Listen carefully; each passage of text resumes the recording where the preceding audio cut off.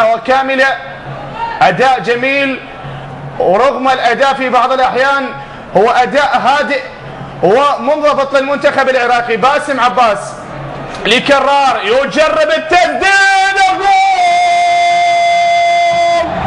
واحدة بعيدة المدى من لاعب جميل،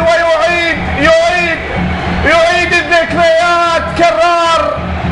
كرار كأنما عندما ذكرت الذكريات يقول كرار اليوم الذكريات تتجدد، ذكريات التألق، ذكريات الأهداف. وابو غزالة ناظم شاكر كان تبديله موفق، ناظم شاكر الابن الوفي الرائع لنا الأوفياء من على المدن الوعد. طبعا هذا الهدف وهذه كرة كرار ومن خلفها الجماهير